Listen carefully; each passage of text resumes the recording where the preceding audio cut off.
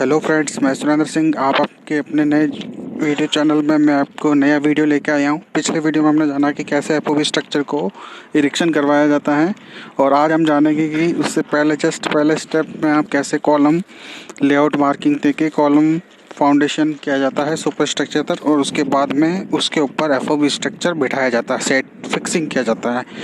तो चलिए शुरू करते हैं। इससे पहले मैं आपको बता देता हूँ, अपने चैनल को लाइक और शेयर सब्सक्राइब कर लीजिए ताकि कोई भी वीडियो आए तो आपको सब्सक्रिप्शन मिल जाए, नोटिफिकेशन मिल जाए। ओके गाइस, शुरू करते हैं। तो फ्रेंड्स, पिछले वीडियो में हमने जाना था कि कैसे एफओबी स्ट्रक्चर ऊपर खड़ा किया जाता है। आज हम जानेंगे कि जो फाउंडेशन होता है एफओबी के कॉलम का वो कैसे होता है। देखो, ये एक्सकैवेशन करवाने के बाद में क्या है कि इसमें लेआउट दे दिया गया है सेंटर लाइन कॉलम का।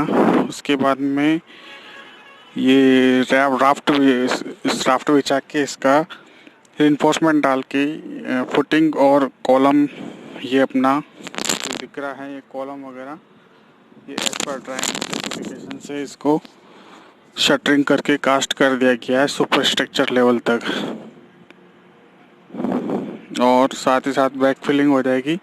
उसके बाद में अपना जो इसका ग्राउंड लेवल फॉर्मेशन लेवल रहेगा, वहाँ से इसका 750 mm टाइप, जैसे इस टाइप से देखिए, ये जो उसमें थ्रेडेड बोल्ट्स जो होते हैं, पूरा नट अंदर फंसा लिया जाएगा, टाइटेंट कर दिया जाएगा ड्यूरिंग द कंक्रीट के टाइम।